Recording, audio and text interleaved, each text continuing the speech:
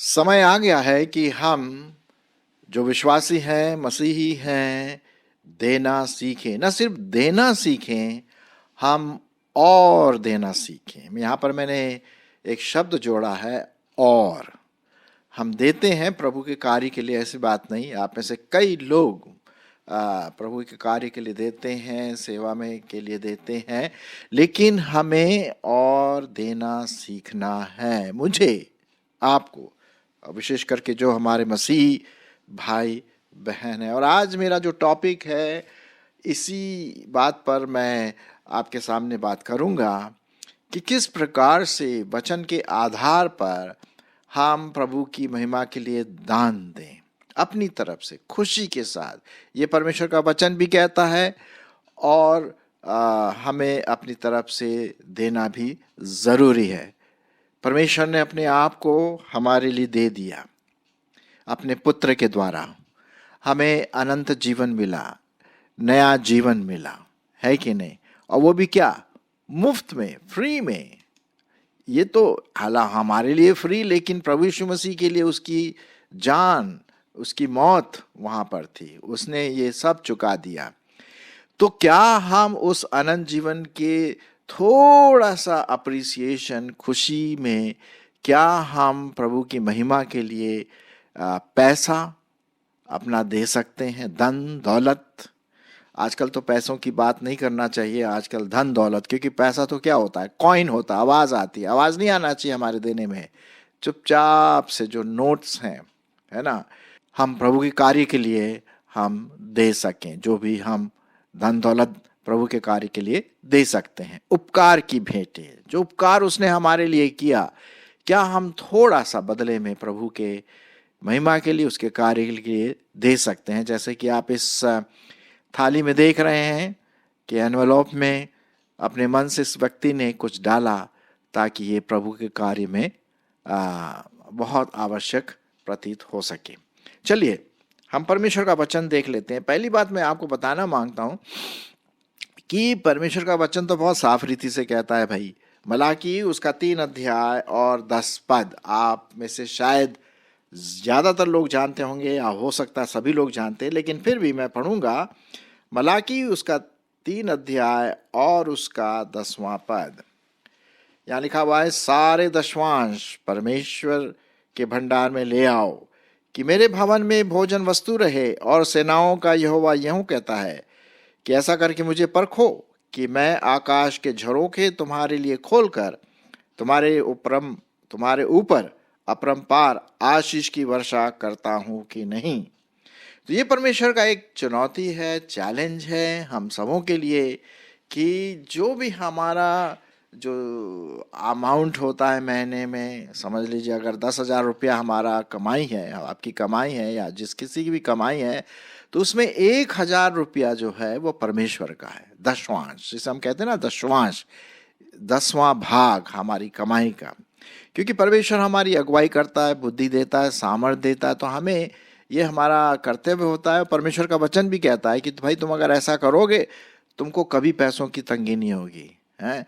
तुम्हें परमेश्वर अपनी ओर से हर समय हरा भरा रखेगा। ये मैं नहीं कह रहा हूँ, ये परमेश्वर का वचन कहता है। मलाकी उसका 3 अध्याय और 10 पद। यदि हम पुराने नियम में और अधिक जाएं, तो वहां पर लिखा हुआ है, व्यवस्था विवरण उसका 15वां अध्याय और 11वां पद। व्यवस्था विवरण उसका 15वां अध्याय और 11वां पद। वहां लिखा हुआ है, यहां पर भी देने के बारे में है, तेरे देश में दरिद्र तो सदा पाए जाएंगे, इसलिए मैं तुझे यह आज्ञा देता हूं कि तू अपने देश में अपने दीन दरिद्र भाइयों को अपना हाथ ढीला करके अवश्य दान देना। कितना अच्छा लिखा हो यहाँ पर, है ना।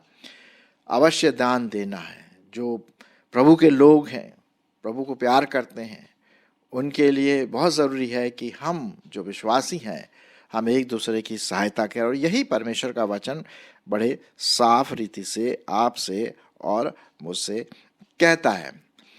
चलिए मैं एक और पद आपके लिए पढ़ता हूँ। हालांकि और कई पद मैं आपके सामने पढ़ूंगा, लेकिन नीति वचन उसका 3 अध्याय 9 और 10। नीति वचन उसका 3 अध्याय 9 और 10 क्या लिखा हुआ है?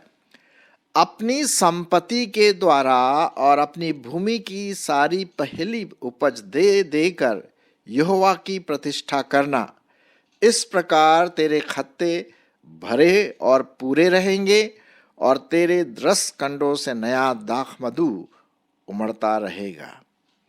ये परमेश्वर का वचन, परमेश्वर की प्रॉमिस, प्रतिज्ञा है कि यदि हम देना सीखें प्रभु के लिए, दूसरे हमारे मसीह भाई बहनों के लिए और किसी काम के लिए भी, तो परमेश्वर हमारी हर जरूरतों को पूरा करेगा। ये परमेश्वर की क्या है? प्रॉमिस है। देखिए दाऊद एक जगह पे क्या कहता है, आज तक मैं इतना बड़ा हो गया, बूढ़ा हो गया, लेकिन परमेश्वर के भय मानने वाले को कभी भीख मांगते नहीं देखा। क्यों? क्योंकि परमेश्वर उनकी हर जरूरतों को पूरा करता है, जो उससे प्यार करते हैं। आपने कभी कोई क्रिश्चियन भिखारी देखा है? मैं नहीं सोचता हूँ।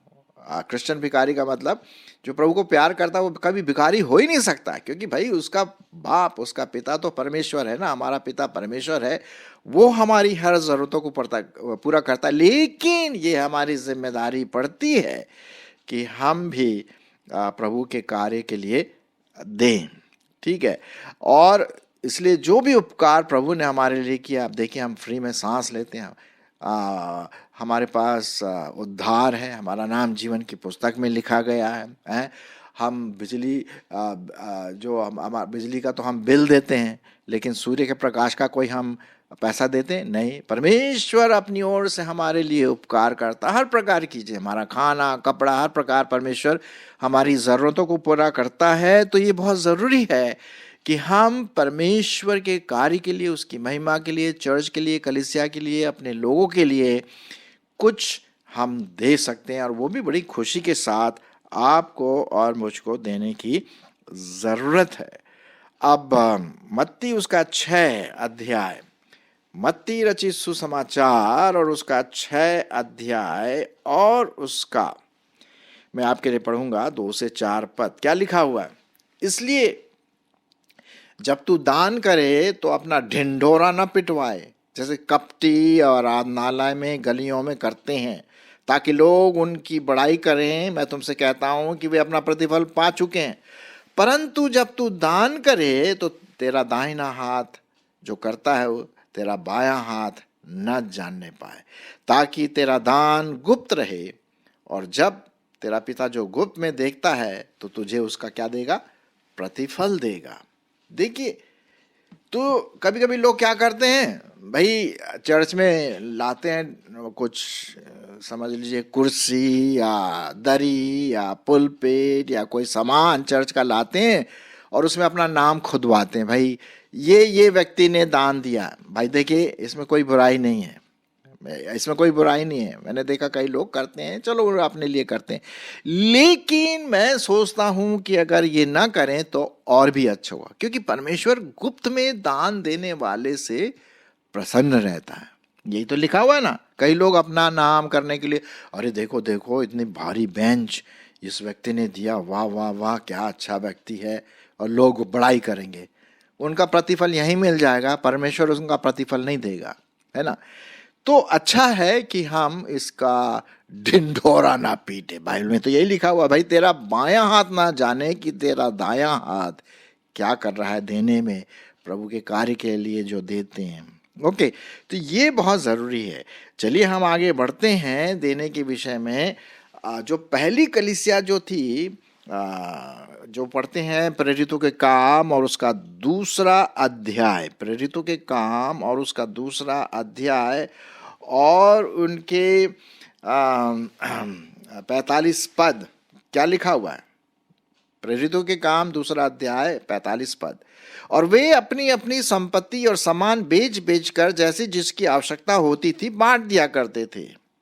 देखिए, ये पहली चर्च की एक विशेष कैरेक्टरिस्टिक था, एक बहुत विशेष बात थी कि वे अपनी संपत्ति बेच बेच करके, जो गरीब थे, जो चर्च के लोग थे, या जो जहाँ चर्च में ज़रूरत थी, वो पैसा देते थे, ताकि परमेश्वर के घर में किसी बात की कमी ना हो, क्या हम सीख सकते हैं? मैं नहीं बोल रहा हूँ कि आप नहीं देते हैं, कई लोग देते हैं भाई, गुड़ गुड़ के चलो यार दे देते हैं। अरे भाई खुशी से देना है तो खुशी से नहीं देना, नहीं तो मत दो। क्योंकि क्या लिखा हुआ है, परमेश्वर जो है हर्ष से देने वाले से बहुत खुश रहता है। ये तो पक्की बात है भाई, हैं? अब मैं आपके लिए पढ़ देता हूं इसी से संबंधित दूसरा कुरिन्थियों उसका 9 अध्याय, दूसरा कुरिन्थियों 9 अध्याय और उसका 7 पद।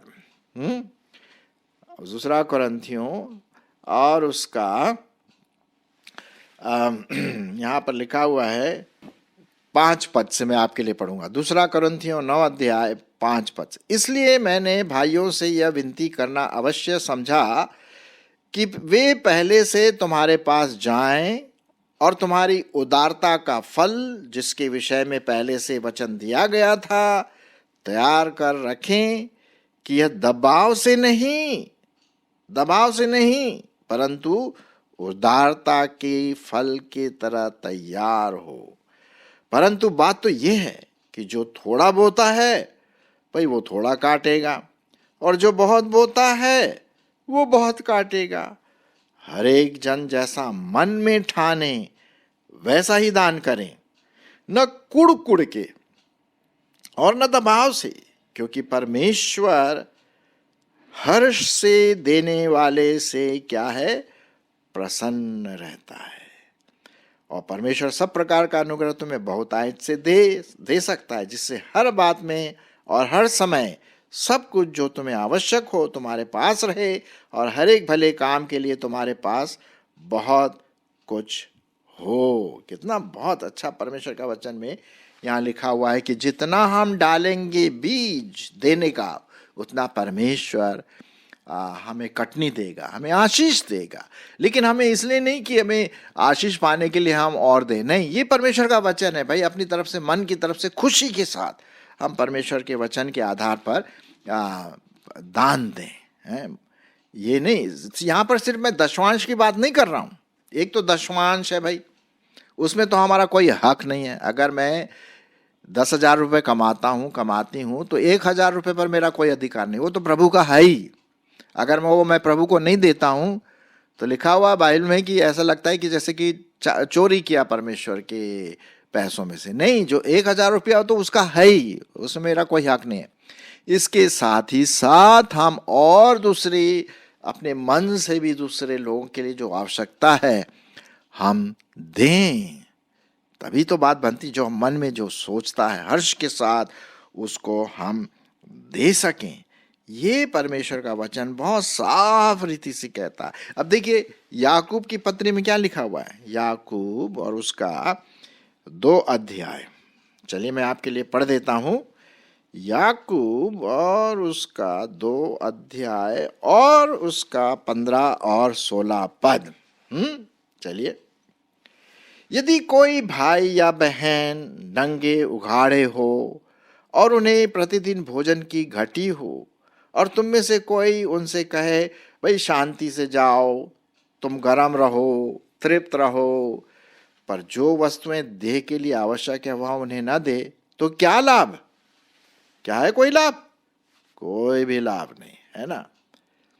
वैसे ही विश्वास भी यदि कर्म सहित न हो तो अपने स्वभाव में क्या है, मरा हुआ है। तो हमें अपने विश्वास को प्रैक्टिकल रूप में दिखाना है, देने के द्वारा। यहाँ पैसों की बात नहीं, धन दौलत की बात कर रहा हूं मैं, हैं? पैसे तो कॉइन्स होते हैं। पहले समय हम कॉइन्स देते थे, है ना, 1 रुपया 8 आना। अब तो हमें 100 से कम की तो बात करनी नहीं है। 100 रुपये, 500, 1,000, जो भी है, जैसा परमेश्वर अगुवाई करता मन में वैसा हम दें और खुशी के साथ दें, तभी तो बात बनती है ना।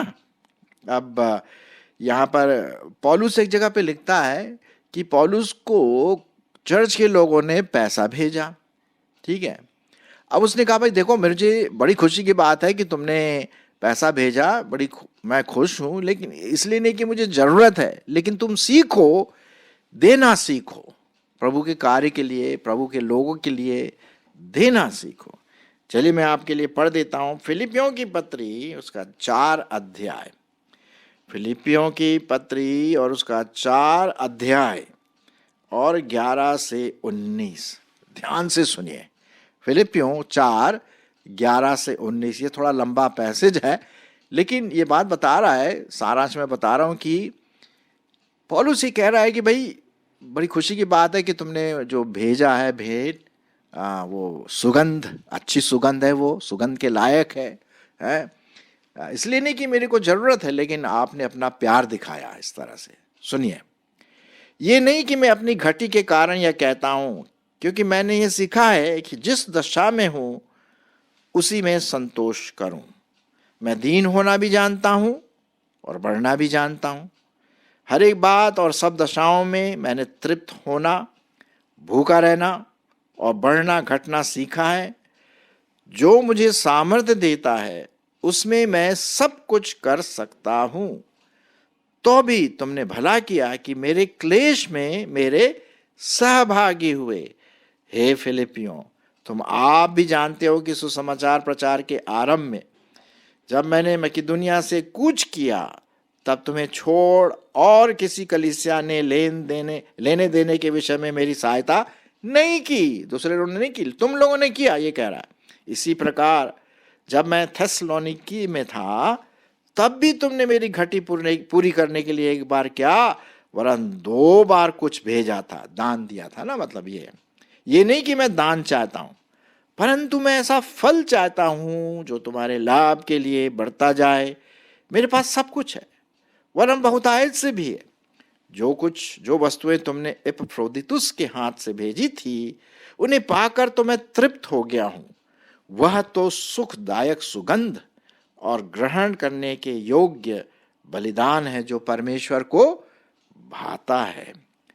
और मेरा परमेश्वर भी अपने उस धन के अनुसार जो महिमा सहित मसीह यीशु में है, तुम्हारी हर घटी को पूरा करेगा। यह है साहब, मैंने पढ़ा आपके सामने। तो पौलुस भी इस बात को यहां पर बताता है कि आप लोगों ने बहुत अच्छी बात करी, मेरे लिए भेजा, वो सुखदायक सुगंध के समान था जो तुमने मेरी सहायता के लिए भेजा। तो अब कंक्लूजन क्या है, निष्कर्ष क्या है? आइए, हम देते हैं, आप भी देते हैं, लेकिन हम और देना सीखें। आइए हम और देना सीखें। पहले जितना देते थे उससे और ज्यादा दें।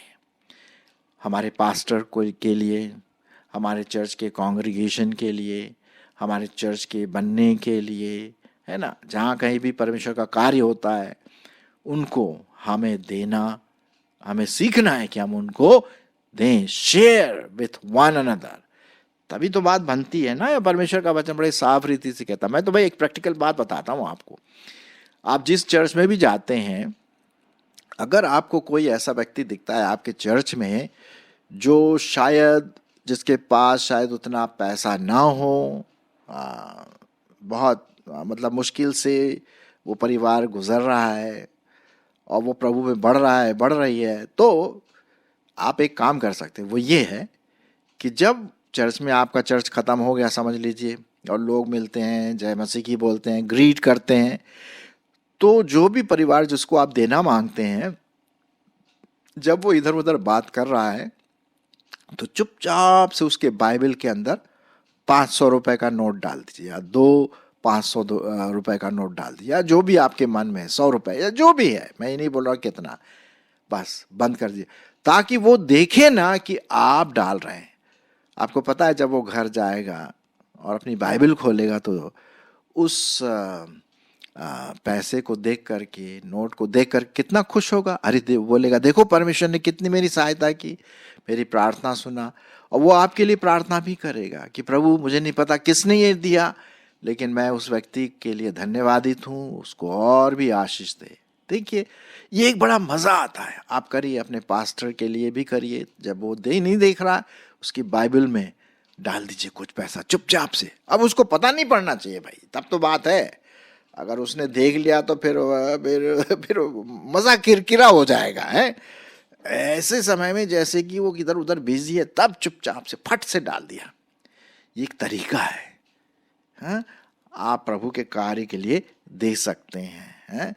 जब भी दान देने का समय आता है तो खूब खुशी से पहले से निकाल के रख लें और खुशी से आप उसमें डालें, एनवेलप में डाल के दीजिए, है ना। तो कई बातें हैं ये। तो परमेश्वर आपकी अगुवाई करे भाई, आइए जो उपकार की भेंटें हमें देना है प्रभु को, वो दें, खुशी से दें और दें। आपने शायद वो गाना भी सुना होगा, उपकार की भेंटें अपनी प्रभु को चढ़ाना है। आइए जो कुछ भी हम परमेश्वर के लिए खुशी से दे सकते हैं, हम एक दूसरे की सहायता करें।